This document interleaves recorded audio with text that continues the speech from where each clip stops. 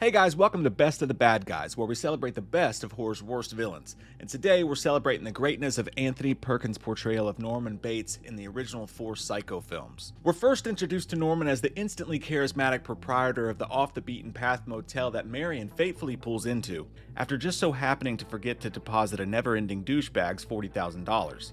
Making his appearance nearly 28 minutes in, his warm personality is stark contrast to nearly everyone we've seen in the film so far. Just a dude on a porch who doesn't mind the lack of business at his motel, eating some candy corn out of a bag and happy to share a toasted cheese sandwich. Everyone else we've seen so far has been either overstimulated, tense, or invasive. Just look at how close this cop puts his face to the camera. Intentionally or unintentionally, Norman is a welcome, relaxing presence in the film at this point, but that's a relaxing presence that quickly melts away when he becomes rather obsessive and pushy about those cheese sandwiches and downright frightening when his mother's brought up into conversation. After Marion politely suggests that he maybe put her in a home so that he may live his young life, Bates begins to make our awkward skin crawl. To quote another psycho, it appears his mask of sanity is about to slip. On one hand, you kind of get it. You're like, hey lady, you don't know me. Why don't you mind your business about me and my mother? On the other hand, he did just divulge a lot of personal information for a toasted cheese sandwich conversation with a total stranger. Especially while surrounded by a cluster of dead animal carcasses he stuffed and sewed back up for nothing more than a good time. In the matter of just a few minutes, we're made aware that Norman is a wild card that could go off the hinges at any moment, almost as quickly as his seeming innocence and frail nature can lure you back in. It's one of his most unique characteristics, shared by few other horror icons save maybe the underrated Leslie Vernon. Norman may be the most layered icon of all, which also makes him the freakiest. Freaky enough to make Marion decide to pack her stolen $40K up and go home to apologize, hopefully reclaiming her old life of normalcy. After all, it had been 1 day since she headed out on her own, and that time she'd been chased by a nosy police officer, awakened the nutbag and a candy corn eating hotel manager with mommy issues, and even worse, had to deal with a try-hard car salesman. I'd want to go home too. Unfortunately, that would be her last toasted cheese sandwich. How many times am I going to say cheese sandwich? Also, what is a toasted cheese sandwich, and at what point does it just become a grilled cheese sandwich? Not only does Norman have such deeply layered mental issues that it would have psychologists asking, is it cake? But he's also responsible for one of, if not the most famous slasher kill in movie history. Dressed as his mother, Bates murders Marion while taking the happiest shower of her life, complete with one of the most recognizable sounds in movie history and under the perfect direction of Alfred Hitchcock. Many of us watching this right now were long desensitized to slasher kills before we ever experienced this scene for the first time. But that doesn't mean you can't still see its genius in modern times. I can only imagine though what it was like experiencing this in 1960 in the theater, having never witnessed anything like it before. Norman appears in shadow on the other side of the curtain dressed in a full dress and wig. He rips the curtain open and raises the knife with a machine-like precision and repeatedly stabs Marion as she screams. He then turns and leaves the room silently with an uncanny precision to his movements. It's so very clearly the prototype of so many unstoppable slashers that would come after this, and there's a reason for it. The way Norman moves and murders his mother has a freaky, cold, and quick robotic feel to it, literally as if it's being controlled by another entity and moving forward to complete its task with no thought. Which in a way perfectly resembled what was going on in Norman's broken brain at the time. This movement is on display again in my personal favorite kill of the franchise. As Detective Arbogast goes snooping around Mother's home, he just about reaches the top of the steps when the music kicks on disrespectfully and Mother Norman turns the corner.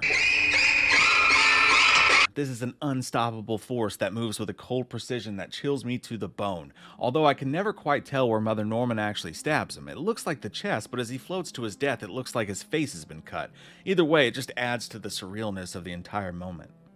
Norman's fascinating psyche is also responsible for one of the greatest reveals/twists of movie history.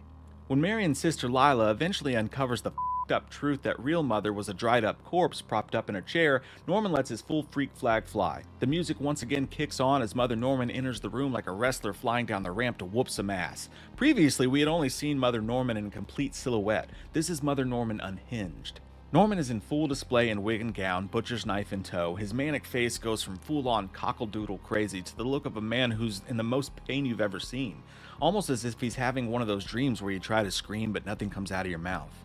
One of Norman's most interesting traits we'll discover as we go forward is that he has the capability of making you constantly feel bad for him, even when you're not so sure he isn't just with everyone. As the film ends, more twists are revealed and the psychiatrist delivers an awesome monologue revealing the complex and twisted science behind Norman's behavior. We learn that Norman had a clingy and overbearing mother who he lived with in isolation for most of his life. When she became romantically involved with another man, he killed them both out of jealousy and rage. As the franchise will so often remind us, matricide is probably the most unbearable crime of all. Deal with his guilt, Bates stole her corpse, stuffed and sewed his mother like all of those freaky little squirrels in his parlor, and pretended she was still alive. At times even thinking for her and himself at the same time, and even having conversations between the two. So, whenever he became aroused by a woman, Mother would take over his brain completely, and he would, in doctor's terms, murder the shit out of them. Before dutiful son Norman woke up and cleaned up her mess. Aside from the fact that this psychiatrist garnered all this information from a single conversation with Norman Bates, making him the greatest psychiatrist that has ever walked the face of the earth, we also learn that Norman was responsible for the death of 2 other missing women as well, which we'll learn about later. Perhaps Norman's greatest trait throughout Perkins' 4 Psycho films was his ability to put you at ease. That's not something almost any other horror slasher icon has ever possessed. For example, in D. Snyder's Strangeland, a muscle-bound, tattooed, and pierced from head-to-toe giant is rehabilitated and set free after multiple kidnappings, tortures, and murders. When released, he dressed like an old lady librarian, tattoos covered in makeup, walking around sheepishly to give the appearance that he'd changed. When it comes to Psycho 2, Norman never has to worry about anything like that. He's effortlessly harmless looking right up to the moment that he's stabbing you with a gigantic knife whilst wearing his mother's clothes. Doth mother know you weareth her drapes? After committing 5 known murders and attempting a 6th and a 7th, Norman serves 22 years and is released from the mental institute. He moves back into his old house and even gets a job at the local diner. It's genuinely one of the most entertaining parts of this entire franchise, watching Norman Bates learn to run food at a local diner.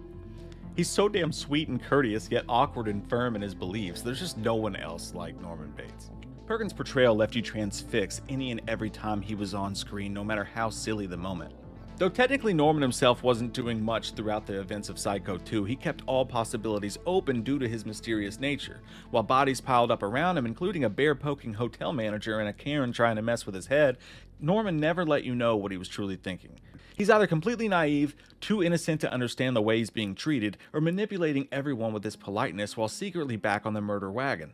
Turns out it was a little of everything. He was innocent right up until his aunt showed up claiming to be his real mom.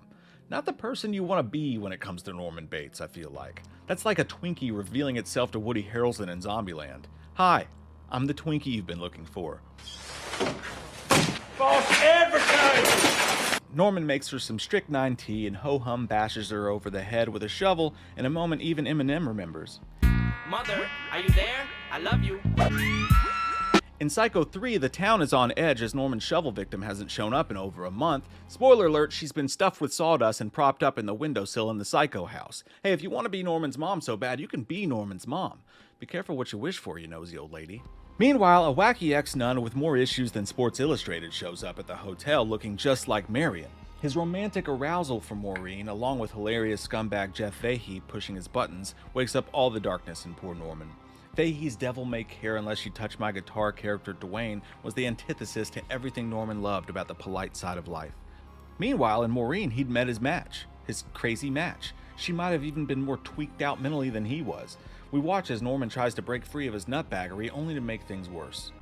While Psycho 3 might not do much to move the character of Norman Bates forward, we do get to see a more comedic side of the character. We also see a return to Mother Norman getting her murder on with a pretty great kill scene in a phone booth and the stabbing of a woman on the toilet. Not to mention a hilarious take on the whole cleaning up after Mother scenario. Norman himself has to get his hands dirty in this film, fittingly against the nemesis to his mannered side, Dwayne. Dear Mother, Bates. You can't help but laugh or at least be entertained in the Jesus, this guy is off the map type of way watching Norman fumble through a murder as himself. But our guy isn't just Looney Tunes. He's determined. Just like I'm determined to get you to check out some of this sweet, sweet JoBlo merch. Before we continue with our video, here's a reminder to click the store tab on any of our JoBlo channels and browse our collection of the latest and freshest designs in our merch store. Go get you some. Another character trait of Bates often overlooked is that he's an extremely positive human being. Norman! You'd have to be him. Even as he's being taken away in the back of a cop car, he maintains a good outlook on it all.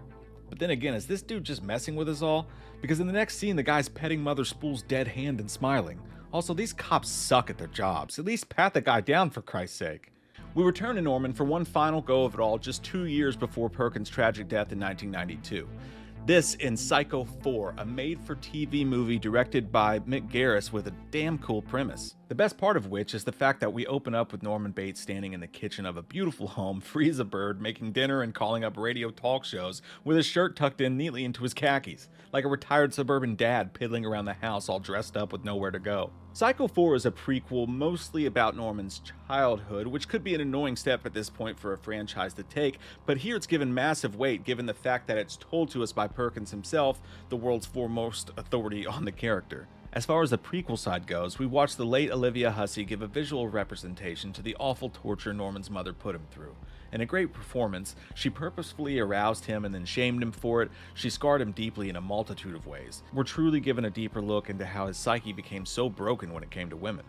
If you get the chance, I highly recommend looking up the story of Anthony Perkins' young life. It's not what we're here to do today, but some of the parallels to what this poor soul went through are shockingly similar, and it's a crazy coincidence that really adds weight to his performance as Norman Bates. While Psycho 4 paints a clearer picture for Norman's behaviors and even makes us further sympathetic to him, it also reminds us yet again how smart, how tricky the character is. Norman manipulates his way through this phone call with the radio DJ, finally revealing he plans to kill his current wife and her unborn child. She'd gotten pregnant against his wishes, and he didn't want a seed as evil as himself to be born into the world again. Only this time, it wouldn't be as Mother Norman, but as himself, like the first time. While this premise is wacky, what about this franchise isn't in the best of ways, it works because Norman Bates is never-endingly interesting, an absolute wild card of a character that could be the victim, hero, or villain of the story at any moment. He can make you laugh, he can make you feel awful for him, he can freak you the hell out. There's no horror icon out there quite like one Norman Bates, which coincidentally made for a shockingly watchable 4-movie franchise, and of course spawned a remake, an entire series based on the character's childhood. A series that honestly just left us all wondering episode after episode, is that kid gonna make out with his mom? On that note, thanks for watching, and be sure to check out some of our other Best of the Bad Guys videos, which include Freddy Krueger, Art the Clown, The Strangers, and more. And I hope you guys have an amazing day. We'll see you soon. Thank you for clicking on our video, everybody. If you like what you saw here, please make sure you like the video and subscribe and share with your friends who like this sort of content. JoBlo remains an independent company, and we appreciate all of your support.